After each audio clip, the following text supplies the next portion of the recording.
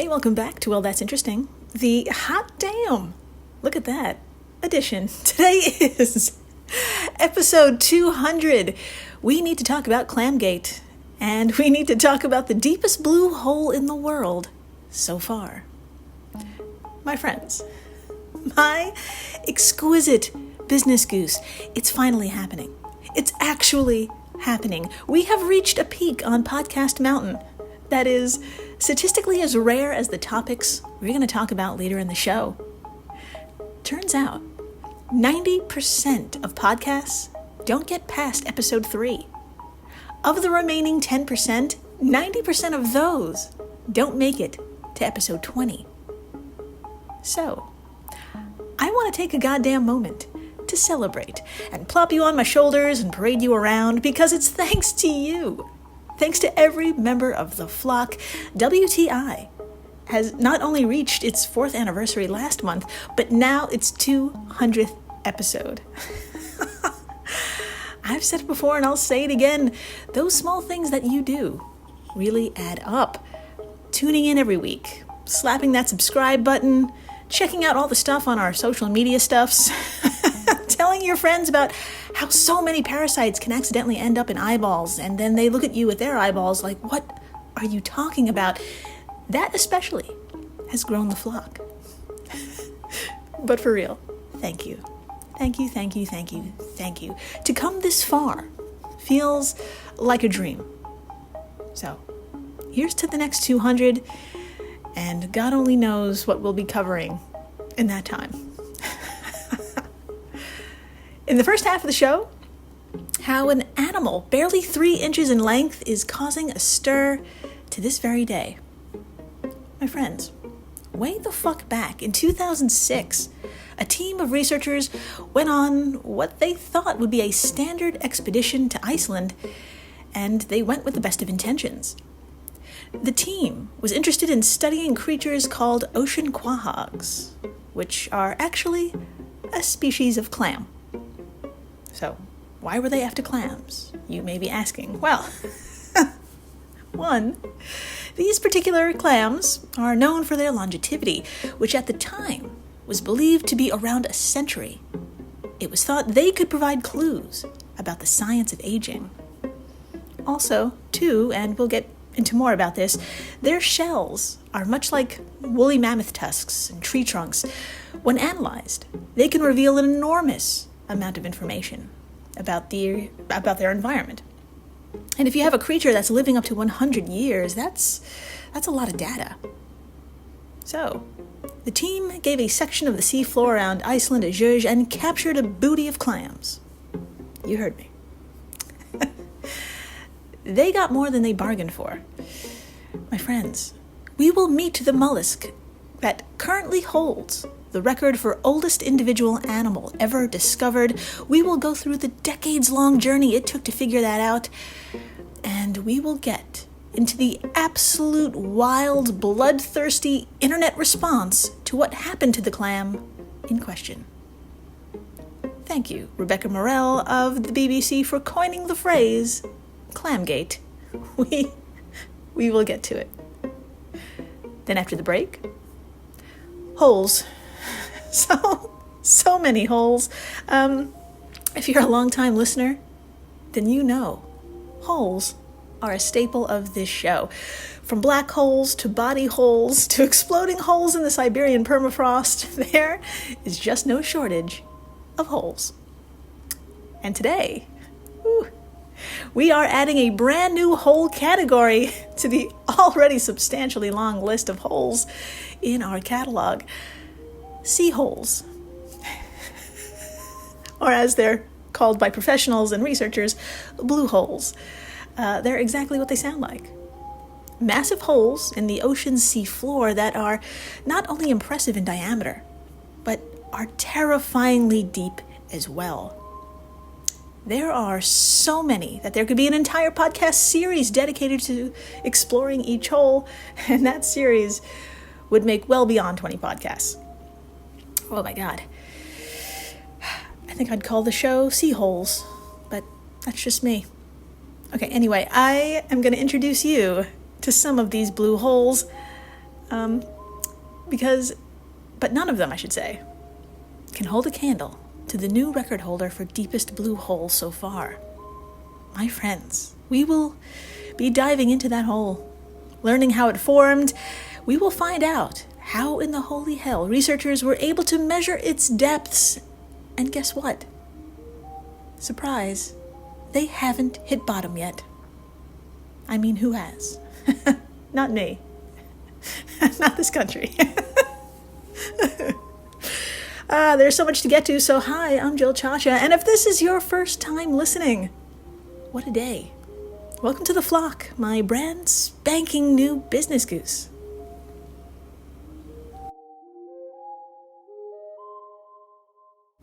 To begin, we're going to need to do some clothes shopping first.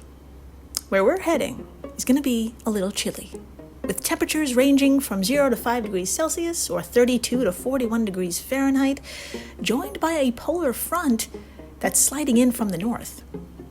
We will also be on a boat, so take into account something waterproof and maybe bright red, just in case the vessel should take on water.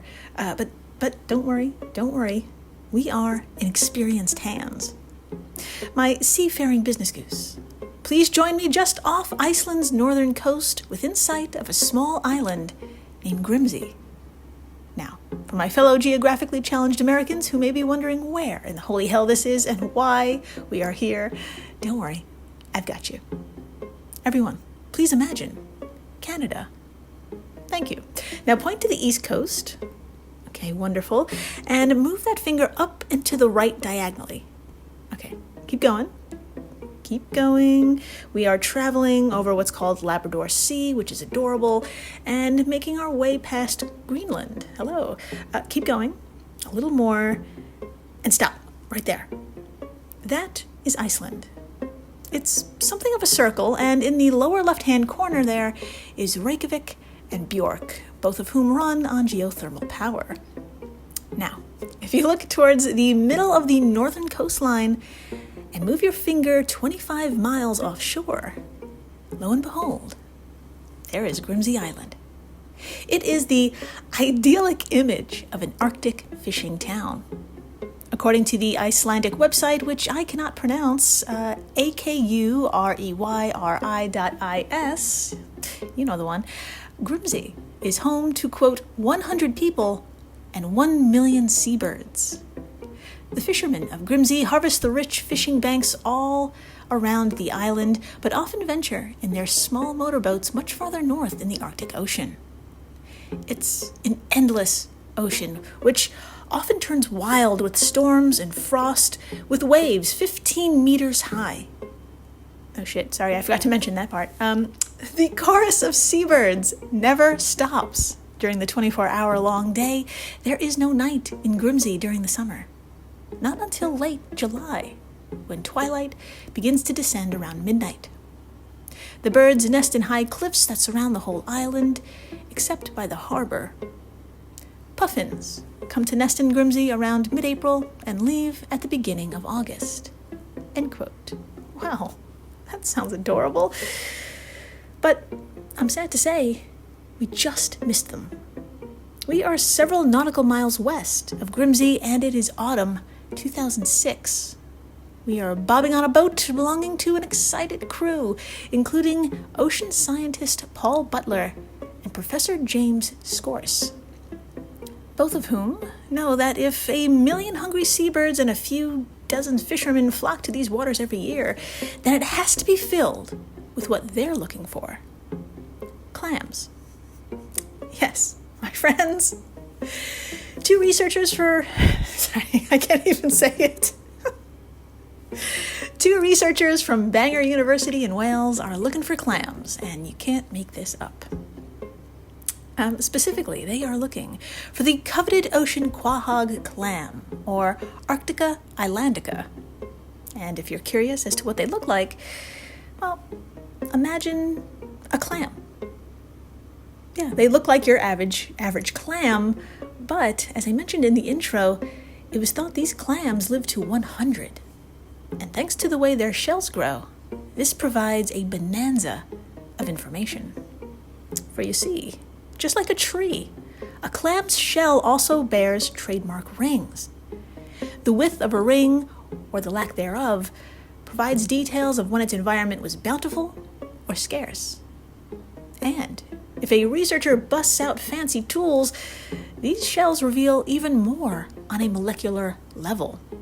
Quote, A. islandica can also provide a unique insight into past climate conditions. By examining the various oxygen isotopes in the growth rings, scientists can determine the sea temperature at the time when the shell came into being. A. islandica provides us with a year-by-year timeline of the ocean temperature. I find that incredibly fascinating. Paul Butler told ScienceNordic.com. There are a number of methods to chart past climate on land, but for the marine environment, we only have some very limited data. The A. islandica can help us fill this gap in our knowledge and provide us with a very accurate picture of past climate. End quote. So, getting our hands on some clam is the goal today. And with the 24-hour sun quickly turning into 24 hours of night, it's best to drop a net now and give this section of the sea floor a dredge.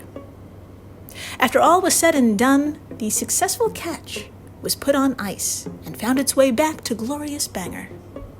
With the semester ending and the holidays in sight, all 200 quahogs were frozen, and the plan was to examine each, one by one, in the new year, 2007. So, join me, will you, in 2007, and I'd like to bring up a little something called the internet at this time, because, as you'll see in a few moments, its reach at this point is an important factor in this story. According to the Pew Research Center, in the first few months of 2007, from February and March, only 71% of American adults used the internet. Of those, 94% had an internet connection at home, but only 47% of those connections were using something new called broadband. 29% of American adults didn't even have a computer or even use a computer on a daily basis, by the way. In terms of what was in everyone's pockets, Apple's first iPhone was announced by Steve Jobs in January, but it wasn't released until June 29th, and the App Store wasn't launched until 2009. What I'm trying to say is that with the top 3 browsers being Internet Explorer 6, 7, and Firefox, headlines weren't exactly thrown in your face as soon as you logged on. If you wanted to know the latest news on mollusks, delete. If you wanted to know the latest news on mollusks, which is a hard word to say, or what was just crowned the oldest known individual animal, well, you had to go looking for it. With that said, let's return to Bangor, shall we? Where, one by one, ring by ring, Paul and Professor James went through their clam pile. The analysis was so tedious. It wasn't until October that something extraordinary was found. Eventually, the duo landed on a clam that was a mere 3.4 by 2.9 inches in size, but it was soon apparent that this one was really different from the rest. From a paper on this clam titled "Very Long-Lived Mollusks Confirm 17th Century AD tephra-based radiocarbon reservoir ages for North Icelandic shelf waters," Jesus, quote, "Annual band counting from the section's shell revealed that this clam lived for more than 405 years, making it the longest-lived mollusks and possibly the oldest non-colony animal yet documented." End quote. Yes, my youthful business goose, on that fateful day back in 2006, Paul and Professor James dredged up a 405 to a 410-year-old animal. And if you head on over to our social media stuffs and tap on today's post, you will see the one and only photo of this creature. I'll give you a second. Now, I know what you're thinking. I can see your face. You're thinking, wait a minute. This is just a photo of shells mounted to a board. I was expecting to see it in a tank. Is it dead? Yes. Yes, my heartbroken business goose, it's dead. Now, the chances of it surviving being frozen for a year are pretty much zero. And from what was reported by Stephen Farrar of the British Sunday Times, like each captured clam, the innards were removed from the shell, which was then separated in two, and there is no chance of surviving this. The researchers separated the connected shell because it was somewhat easier to see the rings from underneath. If you swipe past the only known photo of this clam, you'll see a close-up of those rings. Now, it wasn't until after these steps and the counting began did the team know what they had on their hands. Quote, "We had no idea that it would be that old," said Alan Wanamaker, one of the researchers in this team, to Stephen Farrar. Put a pin in this. Oh my, it will be revisited. Now, remember, it's 2007, and reports of the oldest known animal being found and, in parentheses, dying at a lab made headlines for sure. But just like with Stephen's Farrar article, you had to head on over to your favorite news or news outlet, like their Craptastic 2007 website, to read about it. That is, if you're interested in mollusks to begin with. Now, I'm guessing Stephen's article was perhaps the most read article on this discovery because it was this publication's nickname for the clam which stuck. And it still goes by this name today. My friends, Stephen used a Chinese dynasty for context to drive home just how old it really was. The Ming Dynasty lasted from 1368 to 1644, and our clam, judging by this initial count, was born during this period. And so it was. Ming the clam made headlines. But in a world that was 2007, eventually, that was that. Well, as you and I know, the digital world has changed over the years by a lot. Not only with the birth and cancerous growth of social media, but with the accuracy and the sheer number of scientific equipment as well. If you're a longtime member of the flock, then you know bones and artifacts sitting around are eventually revisited thanks to these leaps and bounds. So, fast forward to 2013, when Ming was put under a bunch of updated and even completely new doohickeys to produce an even more precise age. Ming was sent to the AMS 14C Dating Center at Aarhus University in Denmark. There, its rings were magnified, compared with the branding patterns of other quahogs alive at the time, and for the first time, radiocarbon dated using carbon-14. So, what were the results? Drum roll, please. Thank you in the back. A second look at Ming revealed it was actually 507 years old, a century older than the first analysis. Marine biologist Rob Whitbard told ScienceNordic.com that he considers this second assessment to be accurate, and I mean accurate, within like 1 to 2 years accurate. So holy shit, that's old. And if you're wondering just how old that really is, yes, it was still born during the Ming Dynasty, but it also lived through all of Shakespeare's plays, all of Da Vinci's works, Henry VIII of England's bullshit, Napoleon's bullshit, Abraham Lincoln's speeches, Marie Curie's discoveries, and the music of John Lennon and Beyoncé. And it died while in possession of Bangor University's researchers. Like 2007, Ming made headlines around the world. This little bivalve became so popular, the Guinness Book of World Records took note and officially crowned Ming the oldest non-colonial animal, or the oldest known animal that didn't exist in a colony. Like jellyfish, which can reproduce itself like practically indefinitely. And if you're a super nerd like me and you were like, wait a minute, what about the Greenland shark? I took a look, and there was one 5-meter-long female that was estimated to be between 272 and 512 years old, but there's no conclusive evidence, and that's a big gap. Still, even at the lower end of the estimate, a 272-year lifespan makes the Greenland shark the longest-lived vertebrate. So it has that going for it. That's a tangent. Anyway, back to Ming.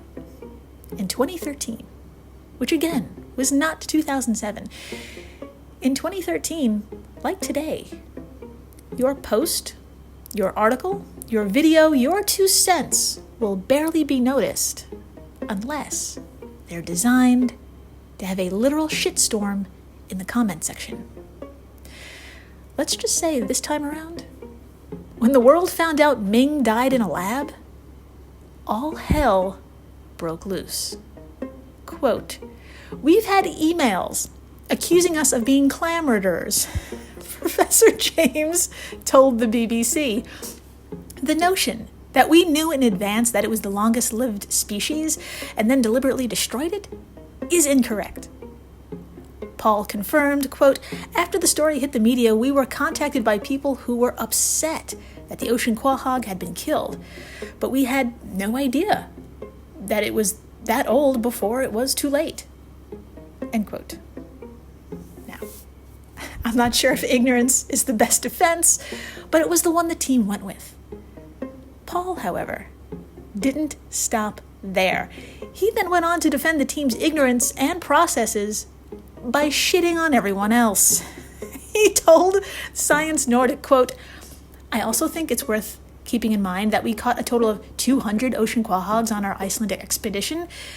Thousands of ocean quahogs are caught commercially every year, so it's entirely likely that some fishermen may have caught quahogs that are as old or even older than the one we caught." End quote. That's right.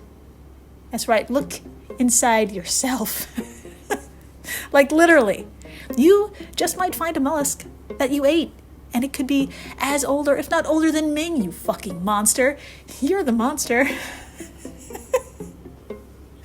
Well, my friends, I have to say, usually, in this day and age, as quickly as people become awash with anger, they just as quickly forget. But there's something about Clam-Gate that won't die. No pun intended. Since 2013, there have been posts about Ming that are bubbling with temperatures as hot as the day the new age dropped.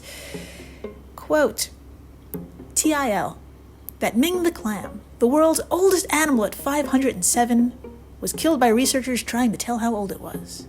End quote. From the Reddit forum, Today I Learned, published by a user 7 years ago at the time of this recording.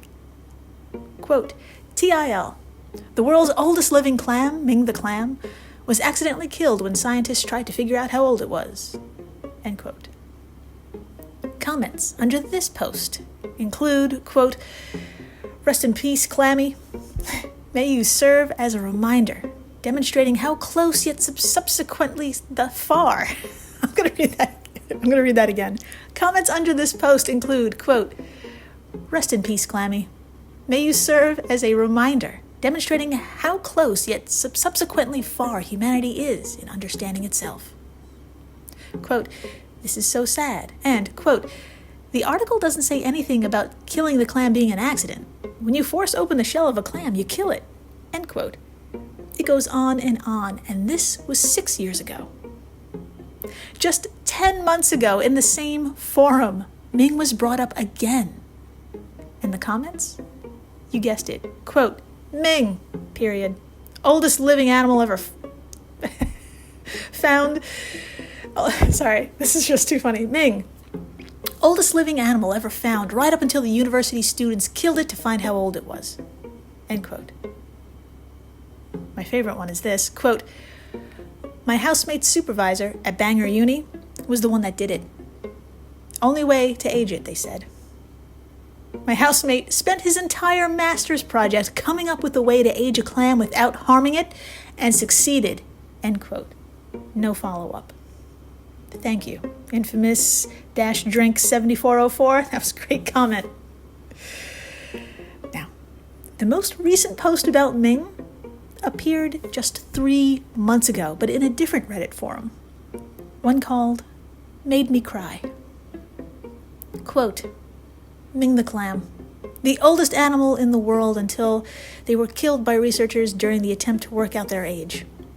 507 years old at time of death. Lived through the rise and fall of empires and named after the dynasty they were born during. End quote. Comments under this post include, quote, well, that's pretty horrible. End quote. My friends, there is no real way to end this segment because Clam-Gate itself will not end. Perhaps it's only right. We'll never know how long Ming was meant to survive. And that may well be what's driving this beautiful, half-assed perpetual internet memoriam.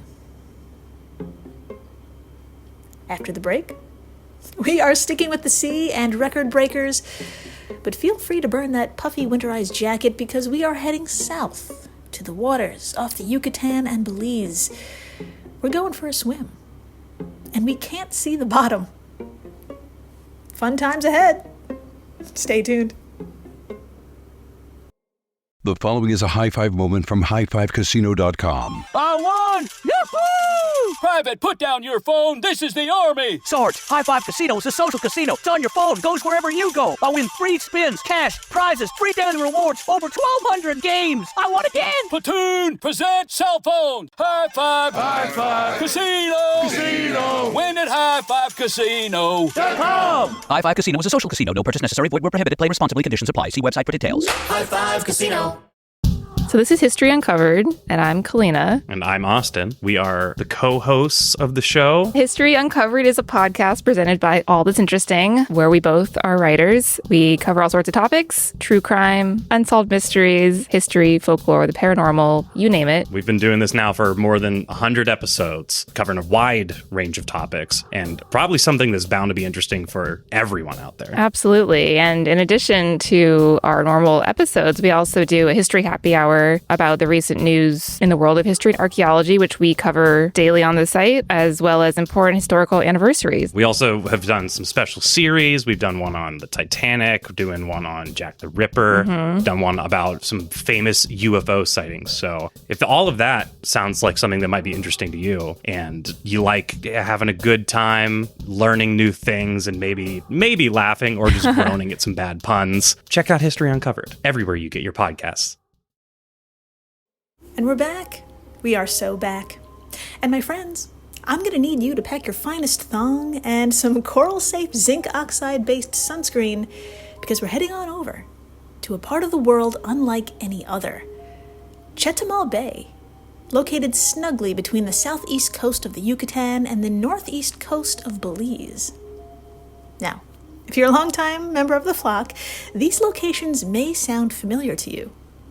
In the previous milestone of episode 150, we spoke about the largest known asteroid to hit Earth and how to survive the Chicxulub impact. It was here, in what is now the Yucatan, where the infamous Chicxulub asteroid rained hellfire on Earth, extinguishing 75% of all species larger than a raccoon. Yeah, it's my favorite fact. Now, just 3 weeks ago, in episode 197, man hospitalized after eating live crab in vengeance, and what's in the mouths of Mayan sacrificial victims, we fell into another type of hole. A cave in Belize named the Midnight Terror Cave. And if that sounds horrifying, you're right. Have a listen if you haven't. Today, however, you have nothing to be concerned about, really. That is, unless you have claustrophobia and or thalassophobia, which is a fear of deep water. If so, holy fuck, today is an awful, awful day. But it's gonna be gorgeous. It's gonna be so beautiful, for real. Chetumal Bay is undeniably one of the most captivating places on Earth. And for my fellow geographically challenged Americans who still don't know exactly where this is, don't worry, I've got you. Imagine Mexico. Thank you. Trace the curved landmass right there that shoots out to the right. Fabulous. And at the very tip is the Yucatan. Now move your finger south. Okay, perfect. Here is Chetumal Bay. And if you look farther south, there is Belize. If you take that same finger and tap on today's post over at our social media stuffs, you will find a photo of quite possibly one of the bluest bodies of water you ever did see. In fact, it has several shades of blue in it. There's turquoise, teal, peacock blue, and aquamarine, just to name a few. But the deepest blue in this photo belongs to a circle right there. Yes, my friends, what we're looking at is a category of holes called, well, blue holes. And this one that you're looking at is found a little closer to Belize, and it's aptly named the Great Blue Hole. Framed by coral reefs, she's roughly 300 meters or 1,000 feet across, and about 125 meters or 400 feet deep. That is really great and explains why its waters are so dark. But she's not alone. Chetumal Bay is bespeckled with blue holes, and we will be making a return shortly. I can't pass up telling you about other blue holes that could swallow this one. There's the wonderfully and unfortunately named Dean's Blue Hole of the Bahamas, and it's the world's third deepest blue hole with a depth of 202 meters or 663 feet. Wow. Dean's Hole, everyone. Amazing. The previous world record holder, and now the world's second deepest blue hole, is the ferociously named Dragon Hole. Fucking take notes, Dean. This baby lives up to its name, clocking in at 987 feet deep, or 300 meters, and it's located in South China Sea. And fucking get this, its name comes from a local legend that dates back to when else? But the Ming Dynasty. I know. Full circle. Full whole circle. What? Okay. Anyway, the legend includes a supernatural monkey who's given a magical staff from an undersea kingdom ruled by a dragon, and fuck yeah, sign me up. Now, my keen business goose, you've probably noticed by now that these blue holes can be found all over the world. And you may be wondering why. Great question. Long story short, blue holes are basically sinkholes, but the long story is worth a listen. Back during ye olde last ice age, sea levels were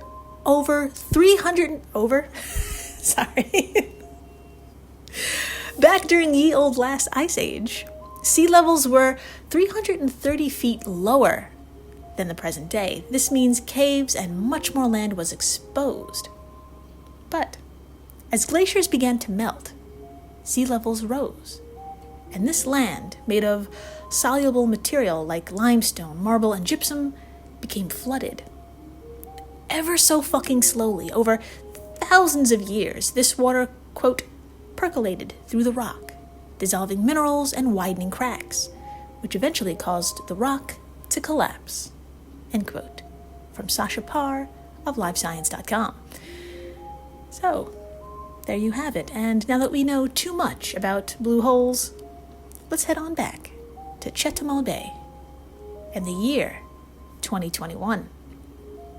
We're a little closer to Mexico this time around, and we're joined by scientists from the El Caligo de Frontera Sur, nailed it, a public research center coordinated by Mexico's National Council of Science and Technology, researchers including Elsa Reca Huerta and a team of fucking courageous divers who are about to plunge where no one has gone before. Into the mouth of a previously uncharted blue hole, and they're gonna go as far as they can. They'll also be bringing with them a shitload of rope and an echo sounder, an instrument that sends out sound waves and measures the speed they come back to calculate distance, and you fucking can't pay me enough to do this. No, I am happy to report, though, that the team came out unscathed and wildly successful. They had just discovered a hole that usurped Dean's blue hole as the second deepest blue hole known so far. Suck it, Dean. And to really put salt in the wound, they gave it a kick-ass name, Tam-Ja, which means deep water in Mayan. And the Tam-Ja blue hole, or the TJBH for short, it doesn't fuck around for a number of reasons. One, it has steep sides with slopes at almost 80 degrees, and the mouth of the cavern sits around 15 feet below sea level alone. 2, the team's initial reading clocked TJ at around 900 feet deep. 900 feet. And spanning an area of 147,000 square feet. It's too much hole. And number 3, finally, the team admitted that they didn't reach, nor could they see, the bottom. So you know what this means. My land-based business goose, the team needed to make a return. So fast forward just a smidge to 2023, when in just 2 short years the team was equipped with new technology, a CTD profiler, which contains a flight of fancy-ass gadgets that, when combined, perform a probing like no other. A CTD profiler is an acronym, and it stands for conductivity, temperature, and depth, which it records, but it also contains some readers that, quote, read and transmit water properties to the surface in real time via a cable, end quote, from livescience.com.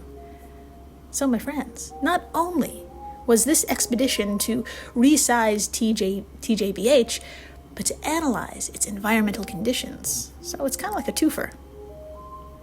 So what did they find? Drum roll, please. Thank you in the back.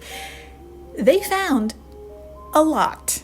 And if you're not sitting the fuck down, please do. I will give you a sec. Okay. TJBH extends to at least 1,380 feet, or 420 meters below sea level, which is a whopping 480 feet deeper than they initially documented when they first encountered the blue hole in 2021. That's over 1,300 feet, nearly 1,400 feet deep, y'all. My appropriately sized business goose, Tam-Ja, can swallow Dragon Hole easily. And I say easily because, once again, the team did not reach bottom. Get this. The CTD instrument that they brought with them, it can operate down to depths of 1,640 feet, but its cable got wedged somewhere along the way and got stuck at 1,380 feet. Yeah, so the team will be returning. But finding the bottom will not be their only task. Okay, brace yourself. They found something else. Quote, the profiler also highlighted different layers of water within the blue hole, including a layer below 1,312 feet, where the temperature and salinity conditions resemble those of the Caribbean Sea and nearby coastal reef lagoons. This suggests TJBH may be connected to the ocean via a hidden network of tunnels and caves. End quote, from Sasha Parr of Live Science. Oh God, my woozy business goose. Not only is Tam-Ja the deepest blue hole on Earth, and its official number is yet to be determined, but it's also a part of a larger underwater cave system that might extend all the way to the Caribbean. I'm not going. You can't make me go down there. No. No way. Would you do it? Would you go? Oh God. What could possibly be in those holes? Well, whatever it is, I'll feature it at the next milestone. So thank you. Thank you. Here's to 200 more. Oh my God, tell your friends about Ming. Keep it going. Just keep Clam-Gate going. Just stir that pot. That clam pot. I don't know. Tell your friends about the deepest holes in the sea, because the sea is fucking terrifying. Oh God, and a Ming-sized thanks to the folks over at Airwave Media, the podcast network to which WTI belongs. If you love this show, and you do, you'll love the other podcasts in this family. And please, stay interesting.